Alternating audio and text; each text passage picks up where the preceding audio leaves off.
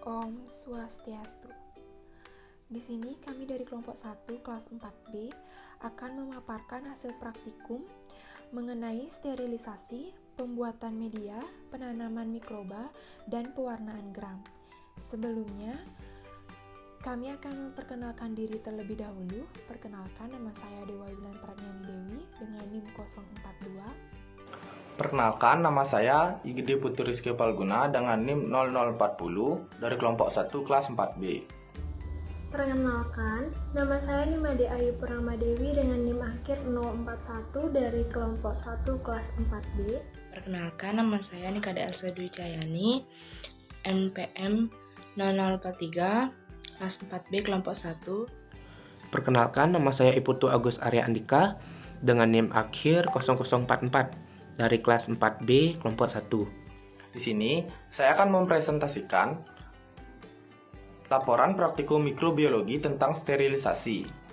Tujuan praktikum, mengenal bermacam-macam alat serta cara penggunaannya secara baik dan benar pada saat akan melakukan praktikum mikrobiologi di laboratorium.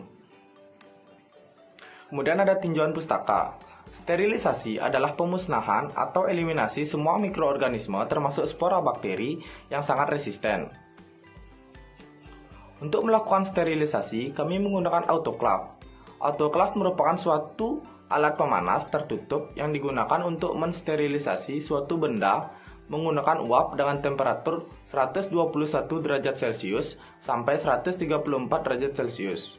Dan tekanan maksimum yang digunakan adalah 15 PSI atau 2 atm. Dengan waktu kurang lebih 45 menit waktu pemanasan dan 15 menit untuk proses sterilisasi. Penurunan tekanan pada autoclave berfungsi untuk meningkatkan temperatur dalam autoclave sehingga mikroorganisme akan terbunuh. Autoclave ditujukan untuk mensterilisasikan alat yang mengandung endospora, yaitu sel resisten yang diproduksi oleh bakteri yang tahan terhadap pemanasan, kekeringan, dan antibiotik. Autoclave yang sederhana menggunakan sumber uap dari pemanasan air yang ditambahkan ke dalam autoclave, suhu dan tekanan tinggi yang diberikan kepada alat dan media yang disterilisasikan memberikan kekuatan yang lebih besar untuk membunuh sel dibandingkan dengan udara panas. Kemudian, untuk alat dan bahan yang digunakan pada praktikum kali ini, ada autoclave, ada air atau aquades, kemudian ada kertas perkamen yang digunakan untuk membungkus alat yang akan disterilisasi, dan keempat ada alat yang akan disterilisasikan, yaitu di sini kami menggunakan cawan Petri. Oke, untuk yang selanjutnya itu ada skema kerja. Untuk skema kerja yang pertama itu adalah cuci alat yang akan disterilisasi, yaitu cawan Petri menggunakan air yang mengalir. Kemudian setelah dicuci dikeringkan menggunakan lap atau tisu hingga tidak ada bekas air yang tersisa. Kemudian setelah dicuci dan dikeringkan, bungkus alat yang akan disterilisasi atau cawan Petrinya menggunakan kertas perkamen. Kemudian rapikan hingga tidak ada yang terbuka atau tertutup semua dengan rapat. Setelah tertutup dengan rapat dan terbungkus kertas perkamen, isikan air atau aquades, autoclave hingga tanda batas yang sudah ditentukan. Kemudian setelah itu, letakkan alat yang akan disterilisasikan di keranjang khusus dan letakkan di dalam autoclave. Kemudian, tutup autoclave dan kencangkan klep pengaman. Setelah itu, nyalakan autoclave dan atur suhu serta waktu sterilisasi. Kemudian, setelah proses sterilisasi selesai, buka katup pengaman agar uap keluar. Setelah tekanan uap keluar, buka autoclave dan keluarkan alat yang sudah disterilisasikan. Kemudian, letakkan di kotak kaca agar tidak terkontaminasi. Selanjutnya ada pembahasan. Sterilisasi dapat didefinisikan sebagai upaya untuk membunuh mikroorganisme termasuk dalam bentuk spora. Desinfeksi merupakan proses untuk merusak organisme yang bersifat patogen, namun tidak dapat mengeliminasi dalam bentuk spora. Sterilisasi di dalam laboratorium mikrobiologi menjadi bagian yang penting untuk menghindari hasil positif palsu. Sterilisasi terhadap alat dan bahan sebelum melaksanakan kegiatan praktikum mikrobiologi membantu hasil atau identifikasi yang akurat terhadap pemeriksaan mikrobiologi. Demikian pula, proses desinfeksi dan teknik aseptik oleh praktikan juga tidak dapat dilupakan karena akan mempengaruhi hasil. Metode autoklaf ini bekerja dimulai dengan memasukkan uap melalui bagian atas autoklaf sehingga udara tertekan ke bawah. Secara perlahan, uap mulai semakin banyak sehingga menekan udara semakin turun dan keluar melalui saluran di bagian bawah autoklaf. Selanjutnya, suhu meningkat dan terjadi sterilisasi. Selanjutnya, kesimpulan. Jadi, dapat ditarik kesimpulan bahwa sterilisasi merupakan suatu metode yang digunakan untuk pemusnahan atau eliminasi semua mikroorganisme, termasuk spora bakteri, yang sangat resisten. Sterilisasi ini dilakukan agar alat-alat yang digunakan pada saat praktikum tetap steril dan tidak terkontaminasi. Autoklaf merupakan alat yang digunakan untuk mensterilisasi berbagai macam alat dan bahan dengan menggunakan tekanan 15 PSI atau 2 atm dan suhu 121 derajat Celcius. Suhu dan tekanan tinggi yang diberikan kepada alat dan media yang disterilisasi memberikan kekuatan yang lebih besar untuk membunuh sel dibanding dengan udara panas. Di sini saya akan membahas acara 2 tentang media dan pembuatan media.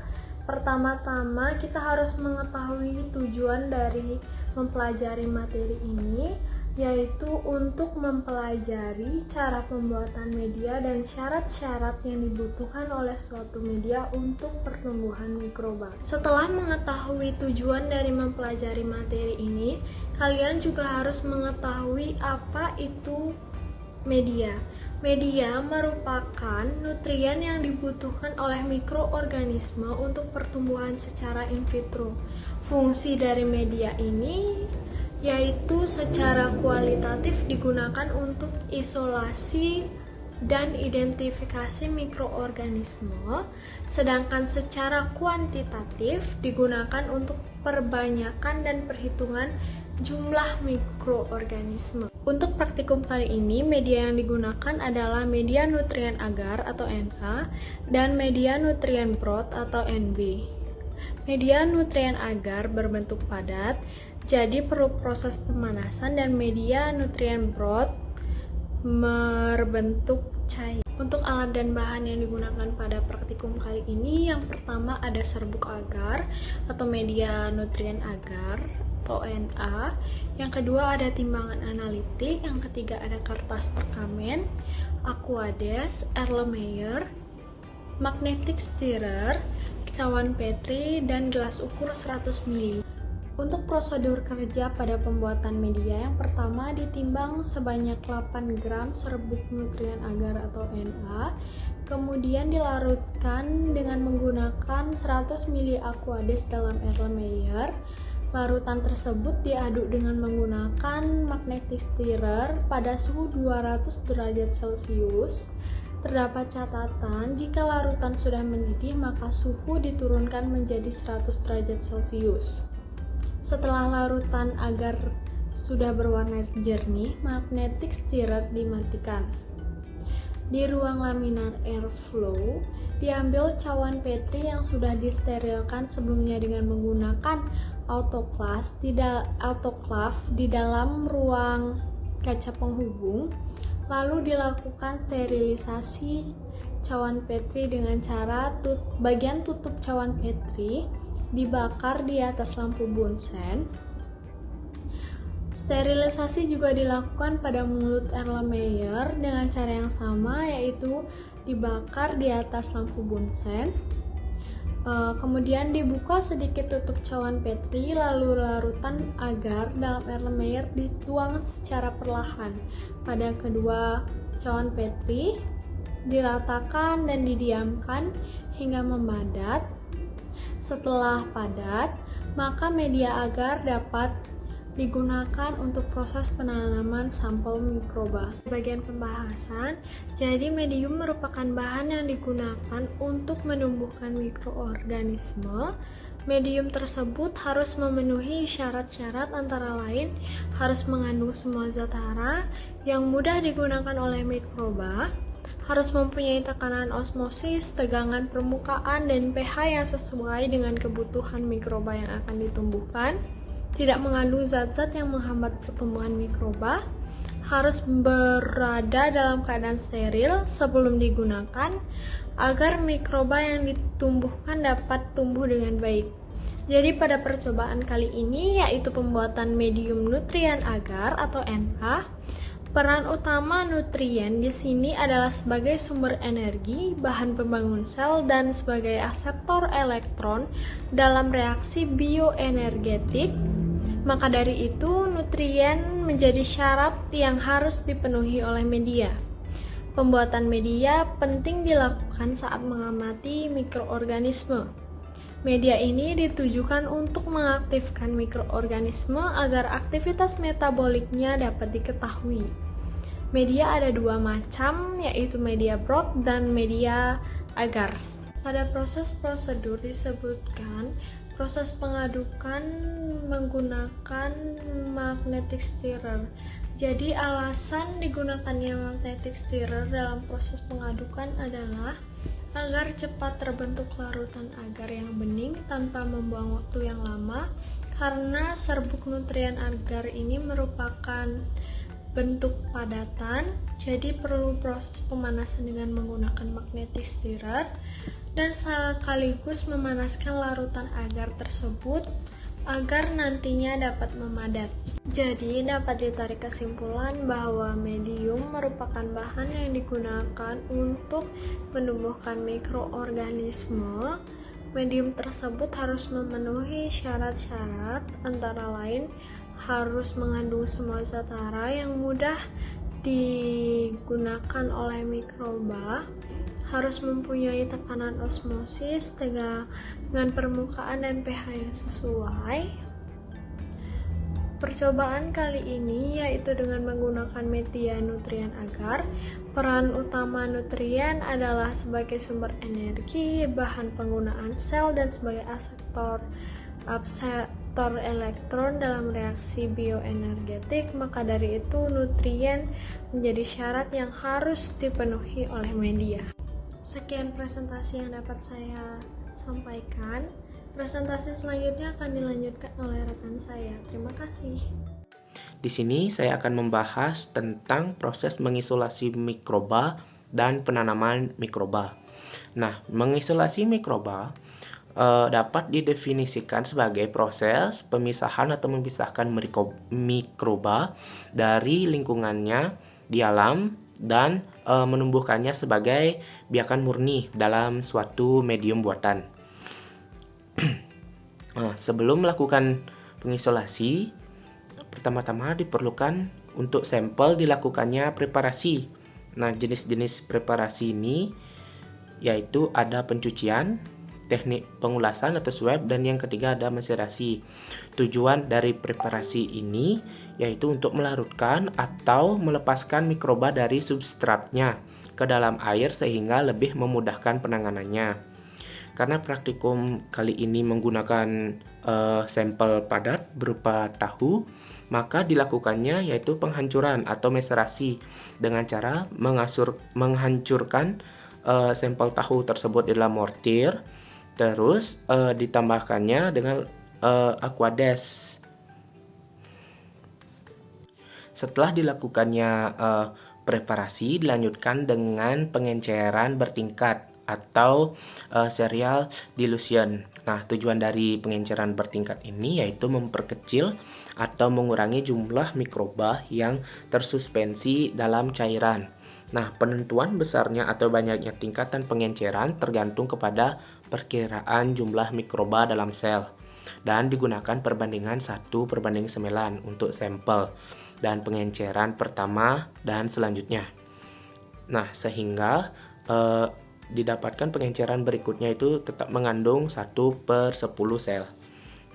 Caranya yaitu sampel yang mengandung bakteri dimasukkan ke dalam tabung pengenceran pertama dengan jumlahnya itu 1/10 atau 10 pangkat min 1 secara aseptis, yang dilanjutkan dengan mengambil 1 mili bagian dari tabung 10 pangkat min 1 dengan pipet ukur, kemudian dipindahkan ke tabung selanjutnya atau 10 pangkat min 2 secara aseptis, kemudian dihomogenkan, pemindahan dilanjutkan hingga tabung pengenceran terakhir dengan cara yang sama.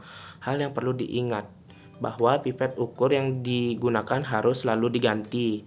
Artinya setiap tingkat pengenceran digunakan pipet steril yang berbeda atau baru. Nah, setelah itu dilanjutkan dengan teknik isolasi atau penanaman mikroba. Nah, teknik penanaman ini merupakan lanjutan dari pengenceran bertingkat. Nah, pengambilan suspensi dapat diambil dari pengenceran mana saja, tapi biasanya untuk tujuan isolasi atau mendapatkan koloni tunggal, maka diambil suspensi dari beberapa tabung pengenceran terakhir. Nah, pada praktikum ini dilakukan teknik isolasi yaitu spread plate method atau metode cawan tebar atau sebar. Nah, teknik spread plate ini merupakan teknik isolasi mikroba dengan cara menginokulasi kultur mikroba secara pulasan atau sebaran. Nah, di permukaan media agar yang memadat. Cara kerja dari teknik spread method ini yaitu pertama-tama pindahkan 0,1 mili suspensi yang berisi biakan murni bakteri secara aseptis ke permukaan media yang telah memadat dalam cawan Petri menggunakan pipet mikro. Kemudian dilanjutkan dengan sterilisasi spreader atau batang L yang akan digunakan dengan cara dicelupkan ke dalam alkohol 70%, kemudian dibakar dengan dilewatkan di atas api. Kemudian biarkan spread itu dingin setelah dilakukan pembakaran tersebut. Kemudian dilanjutkan setelah dingin, kemudian dilanjutkan dengan teknik tebarkan atau sebarkan kultur bakteri dengan spreader secara merata dan biarkan sampai permukaan agar itu mengering. Setelah permukaan agar mengering, selanjutnya inkubasi terbalik selama 24 jam pada suhu kamar ataupun inkubator dan amati pertumbuhannya.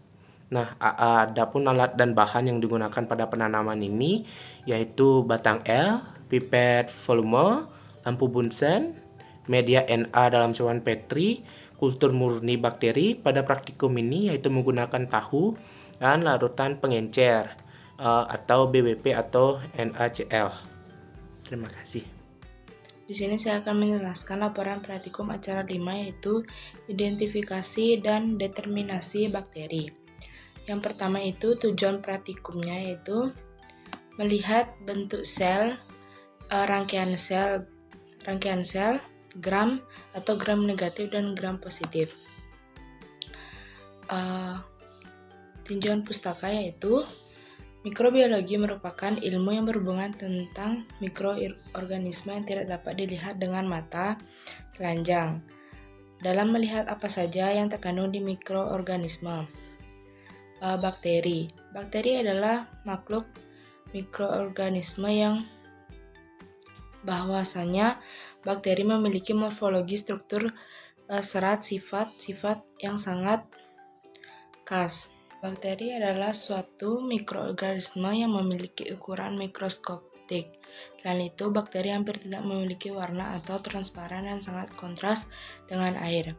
Hal ini menyebabkan mengamati bakteri dalam keadaan hidup akan sulit. Karena hal tersebutlah dikembangkan teknik atau metode pewarnaan sel gram bakteri. Perwarnaan gram yang bertujuan untuk membedakan spesies bakteri menjadi dua kelompok besar, yaitu gram positif dan gram negatif, yang berdasarkan sifat kimia dan fisika dinding sel mereka. Ilmuwan Denmark Hans Christian Gram 1884 adalah penemu dari metode perwarnaan gram ini.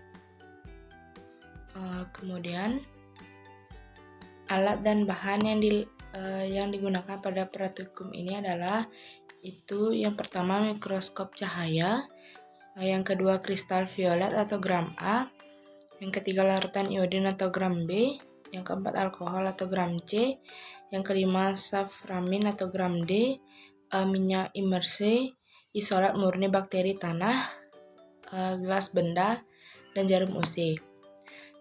Yang skema kerjanya itu dibuat pulasan bakteri di atas objek gelas, keringkan dan fiksasi dengan api.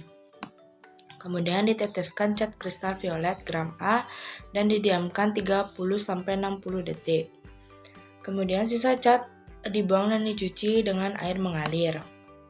Setelah itu, diteteskan larutan iodin atau gram B dan didiamkan selama 1-2 menit. Selanjutnya, dicuci dengan air mengalir, kemudian dideklorosis atau diberi larutan peluntur dengan alkohol atau gram C. Kira-kira didiamkan selama 20 detik. Hati-hati jangan sampai berlebihan yang mengakibatkan kesalahan hasil. Setelah itu dicuci dengan air mengalir dan ditambahkan larutan safranin atau gram D selama 10-20 detik. Kemudian dicuci kembali dengan air mengalir, kemudian dianginkan dan diamati di bawah mikroskop dengan perbesaran kuat 1000 kali menggunakan minyak imersi. Selanjutnya, digambar hasil-hasil pengecatan bakteri dengan diberikan keterangan mengenai warna sel bakteri yang menunjukkan sifat, gram, dan bentuk sel.